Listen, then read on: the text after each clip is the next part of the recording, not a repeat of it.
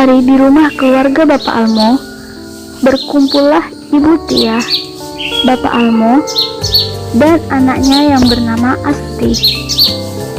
Kemudian, Asti memulai pembicaraan mengenai COVID-19. Dia bertanya-tanya tentang virus corona, penyebabnya, penyebarannya, pencegahannya, serta hubungannya dengan Islam. Untuk itu, mari kita simak percakapan dari keluarga Bapak Almo. Nah, katanya ada virus corona. Virus corona itu apa sih, Ma? Iya, memang ada, Nak. Jadi virus corona ini merupakan virus yang menyebabkan infeksi saluran pernafasan bagian atas, seperti penyakit flu. Virus corona ini dapat menyebabkan penyakit yang disebut dengan COVID-19. Penyebarannya melalui percikan air liur orang yang terinfeksi seperti batuk dan bersin, menyentuh tangan atau wajah orang yang terinfeksi, kemudian menyentuh mata, hidung, atau mulut setelah memegang barang orang yang terinfeksi. Perjalanan atau siklus virus corona menurut ilmu sains. Tetesan air liur dari penderita COVID-19 mengandung virus corona. Virus akan masuk ke dalam tubuh orang lain saat bernafas atau menyentuh permukaan di mana tetesan tersebut menempel. Setelah masuk ke dalam tubuh, virus menuju belakang tenggorokan dan hidung. Pada lapisan mukosa, virus akan menempel dan menyuntikkan RNA-nya ke dalam sel-sel di tenggorokan atau hidung. Begitulah cara virus bereproduksi. Ketika sel telah menghasilkan banyak virus, sel akan meledak dan pecah. Virus akan keluar dan mencari sel baru untuk menghasilkan virus baru. Saat virus menggandakan diri dan menginfeksi lebih banyak sel di dalam tubuh, ia turun menuju paru-paru. Virus menyerang sel paru-paru. Kondisi ini membuat paru-paru kesulitan melakukan tugasnya seperti mengambil oksigen ataupun mengeluarkan karbon dioksida. Hal ini akan membuat kita sesak napas. Adapun gejala lainnya seperti hidung beringus, sakit kepala, batuk, sakit tenggorokan, demam, dan merasa tidak enak badan. Adapun sebagian orang yang terinfeksi tidak ada gejalanya atau disebut dengan OTP. Lalu, bagaimana caranya agar kita tidak terinfeksi virus corona, Ma? Caranya, kita harus menjaga kesehatan dan kebersihan, dimulai dari kebersihan tubuh kita hingga ke lingkungan sekitar kita, seperti cuci tangan, mandi, serta membersihkan rumah, alat perabot, dan area lingkungan rumah kita. Islam juga dianjurkan untuk menjaga kebersihan dan lingkungan, sebagaimana dalam Quran surah Al-Baqarah ayat 222 yang bunyinya, A'udzu billahi minasy syaithanir rajim. Bismillahirrahmanirrahim. Innallaha yuhibbut tawwabin wa yuhibbul mutatahhirin. yang artinya sungguh Allah menyukai orang yang taubat dan menyukai orang yang menyucikan diri. Jadi cara mensucikan diri dalam Islam seperti wudhu dan toharo. Oh iya gitu ya, Pak. Jadi, untuk mencegah penularan COVID-19 tersebut, kita harus mencuci tangan atau gunakan hand sanitizer setelah memegang barang-barang umum.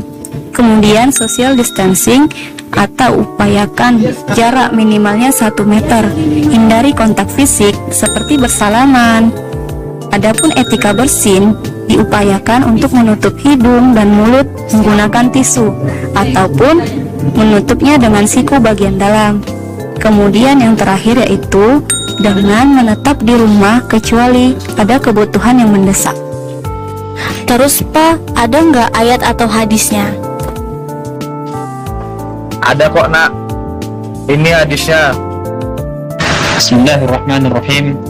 Idza sami'tum bit-ta'un bi ardi fala tadkhuluha wa idza waqa'a bi ardi wa antum biha fala takhruju minha. Yang artinya, jika kamu mendengar wabah di suatu wilayah, maka janganlah kalian memasukinya. Tapi jika terjadi wabah di tempat kamu, maka tinggalkanlah tempatmu itu. Hadis riwayat Bukhari. Jadi Pak, bagaimana jika ingin berbelanja? Boleh berbelanja kok, asalkan menggunakan masker, membawa hand sanitizer, dan menjaga jarak aman minimal 1 meter. Seperti belanja online bisa juga kan Pak? Nah iya benar, malah lebih bagus belanja online.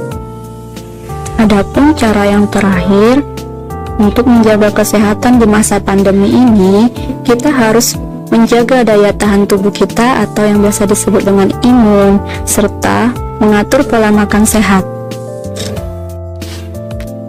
Bagaimana caranya agar daya tahan tubuh kita tetap terjaga, Mah? Caranya dengan olahraga teratur, berjemur di bawah sinar matahari pada pagi hari, karena sinar matahari ini mengandung vitamin D yang sangat bagus untuk kepadatan tulang, serta istirahat yang cukup. Terus Mah, bagaimana pola makan sehat? Jadi begini nak, untuk menjaga kesehatan tubuh, kita harus mengatur pola makan yang baik dengan cara makan teratur pagi, siang, dan malam. Perbanyak makan makanan yang bergizi seperti makanan 4 sehat 5 sempurna. Perbanyak minum air putih serta ditambah dengan asupan vitamin C. Kalau dalam pandangan Islam, bagaimana cara menjaga daya tahan tubuh kita, Pak? Dalam Islam, contohnya sholat, karena setiap gerakan sholat dapat merangsang jaringan sel dan peredaran di dalam tubuh untuk bekerja lebih optimal. Kemudian, ada ayat yang menjelaskan tentang istirahat yang cukup. Ayat apa itu, Pak? Terus bagaimana bunyinya?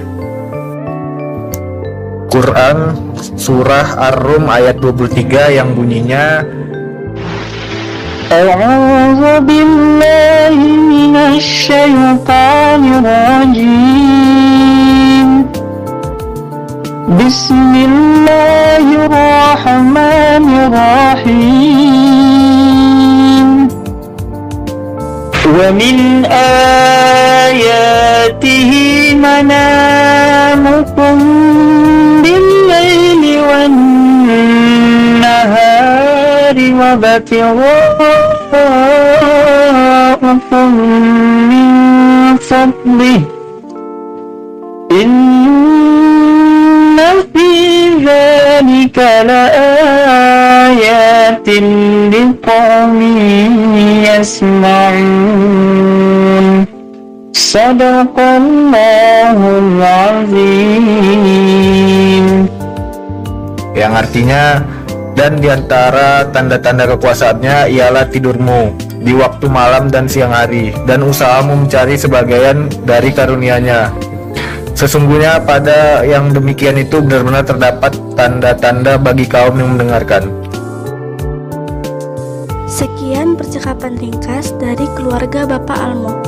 Semoga bermanfaat buat kita semua. See you next video guys. Assalamualaikum warahmatullahi wabarakatuh.